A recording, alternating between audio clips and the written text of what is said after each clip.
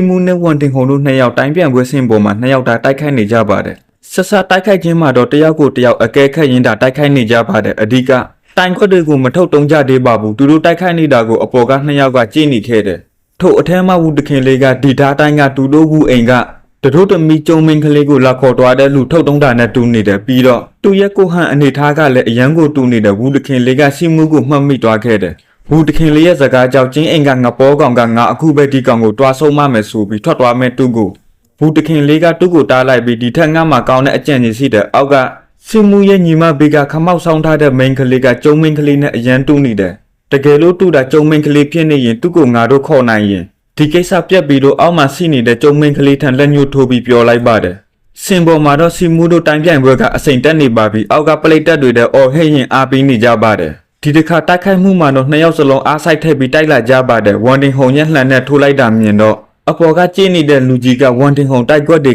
ကစီမှုကိုထိုးမိတော့မယ်ထိုးအခါစီမှုရဲ့ဆရာကစီမှုကိုတန်ညာရအောင်လုပ်နိုင်ဖို့ဆိုတာထင်သလောက်မလွယ်ဘူးလို့ပြန်ပြောလိုက်ပါတယ်လှန်ကစီမှုရဲ့ရင်ဘတ်မှလာထိုးဆိုင်ပေမဲ့စီမှုရဲ့ခန္ဓာကိုယ်ကိုတန်ညာရအောင်မလုပ်နိုင်တာမြင်တော့မဟုတ်မှလွယ်ရောတမရိခန္ဓာကိုတိုင်ကြည့်စဉ်ကိုစီမှုကကြည့်နိုင်သွားပြီပဲဒီတိုင်းက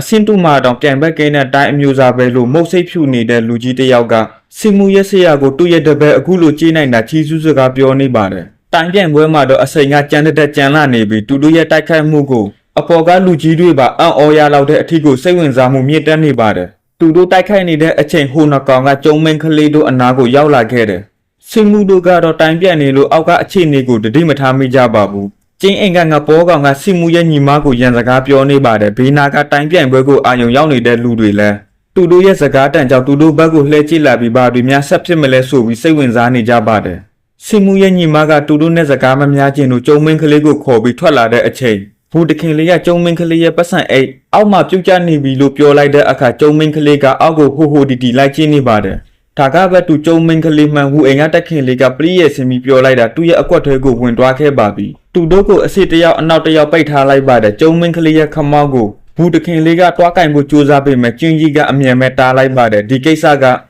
တူတက်တိတ်လေးဖြည့်စင်းရင်သူတို့အတွက်အခြေအနေမကောင်းမှကျင်းကြီးကကောက်ကောင်းကြီးနားလည်ခဲ့တယ်အခြေအနေပူဆိုးလာမှအောက်မှာဆူညံတဲ့တွေကြားမှာသူတို့အကိုတို့သူတို့စီရစီကိုအမြန်ဆုံးလာမယ်ဆိုတာအခြေအနေအရခက်မှန်းမိသွားတယ်ဒါနဲ့ပဲစီမှုရဲ့ညီမကအတန်ကိုကျေလောင်စွာစကားကိုအော်ပြောနေပါတယ်စီမှုရဲ့ညီမလက်ကိုကျင်းအိမ်ကငပေါ်ကောင်ကဖမ်းဆွဲလိုက်ပြီးကျုံမင်းကလေးကိုတော့ဘူးတခင်လေးကအတင်းတုနဲ့လိုက်ဖို့ဆွဲခေါ်သွားပါတယ်အဲတော့မှစီမှုရဲ့ညီမလည်းဖင်ကိုလက်ကောင်းထွက်တဲ့အထိအတန်ကိုအမြင့်ဆုံးတင်လိုက်ပြီးသူ့အကိုတွေကိုသူတို့ကိုလာခဲ့ဖို့အော်ပြောလိုက်ပါတယ်အပေါ်ကနှစ်ကောင်နဲ့အတန်ကြားသွားပြီးတိုက်ခိုက်တာကိုရပ်တန့်လိုက်ပါတယ်အောက်ကအဖြစ်အပျက်ကိုမြင်သွားပြီးတော့မှစီမှုအောက်ကိုဆင်းလာပြီးတော့ကျုံမင်းကလေးကိုအတင်းဆွဲခေါ်ဖို့လုပ်နေတဲ့ဘူးတခင်လေးရဲ့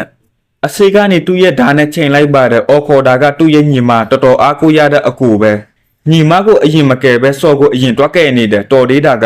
ဝန်တခင်လေးကစီမှုရဲ့ညီမကိုလာဖမ်းမဲ့လူရဲ့အစေကနေကာကွယ်ပေးလိုက်ပါတယ်ဘူးတခင်လေးကကျုံမင်းကလေးကိုဖမ်းထားတာလွှတ်ပေးလိုက်ပြီးစီမှုနေငါတို့ဘူးအိမ်ကချွေးမလောင်းကိုခိုးပြီးထွက်ပြေးသွားတာအဲ့ဒီကိစ္စဘယ်လိုဖြေရှင်းပေးမလဲဘူးတခင်လေးကမေးလိုက်ပါတယ်နင်ဘာတွေလာပြောနေတာနဲ့ငါတလုံးမှနားမလဲဘူးစီမှုကပြန်ပြောလိုက်ပါတယ်ဟိုနင်းအနောက်ကခမောက်ဆောင်ထားတဲ့မိန်းကလေးကငါတို့ဘူးအိမ်ကချွေးမလောင်းပဲတက်တိစီရင်ခမောက်ကိုချွတ်ရလာလို့ဘူးတခင်လေးကအားလုံးကြားအောင်အော်ပြောလိုက်ပါတယ်သူတို့တယောက်နဲ့တယောက်စကားပြောနေရင်အငင်းအခုန်ဖြစ်နေတဲ့အချိန်ဘူးတခင်ကြီးကဆင်းလာပြီးအားလုံးကိုတောင်းပန်ပါတယ်ဒီကိစ္စကျွန်တော်တို့ဘူးအိမ်ကအတွင်ရေးပြဿနာဖြစ်နေလို့အနှောက်အယှက်ဖြစ်သွားရင်စိတ်မရှိပါနဲ့လို့ပြောလိုက်ပြီးကျုံမင်းကလေးကိုသူ့နဲ့တခါတည်းလိုက်ခဲ့ဖို့ပြောလိုက်ပါတယ်စီမှုရဲ့ညီမကဘာကိစ္စမှပြောစရာမရှိဘူးပြောပြီးကျုံမင်းကလေးကလက်ကိုဆွဲပြီးထွက်လာတဲ့အခါသူတို့အစိကနေလူနှစ်ဦးလှန်နဲ့သူတို့တွားမဲ့လမ်းမှာပိတ်ရက်လိုက်ပါတယ်ထို့အချိန်မှာကျင်းအိမ်ကတခင်ကြီးပါဆင်းလာပြီးဘူးအိမ်ကအတွင်ရေးကိစ္စဖြစ်နေလို့စီမှုနဲ့သူ့ရဲ့ညီမကိုဝင်မပါဖို့အမိန့်ပေးလိုက်ပါတယ်ကျုံမင်းကလေးကဒီကိစ္စအကိုစီမှုနဲ့သူ့ရဲ့ညီမတူကြောင့်တစ်ခုခုဖြစ်မှာဆိုလို့အခုကိစ္စကတူကြောင့်ဖြစ်တာအခုကိစ္စကိုဒီမှာပဲအခုချက်ချင်းဖြေရှင်းရအောင်ဆိုပြီးသူ့ရဲ့ဆောင်းထားတဲ့ခမောက်ကိုအားလုံးမြင်အောင်ချွတ်ပြလိုက်ပါတယ်ဟုတ်ကဲ့ပါခင်ဗျာကျွန်တော်တင်ဆက်ပေးတဲ့အပိုင်းကတော့ဒီမှာပဲပြီးဆုံးပါပြီကျွန်တော်ရဲ့ YouTube Channel လေးကိုလည်း Like and Subscribe နဲ့ Notification ခေါင်းလောင်းလေးကိုလည်းနှိပ်ခဲ့ပေးဖို့အားလုံးကိုတောင်းဆိုချင်ပါတယ်ခင်ဗျာအားပေးတဲ့တယောက်ချင်းစီကိုလည်းအထူးပဲကျေးဇူးတင်ရှိပါတယ်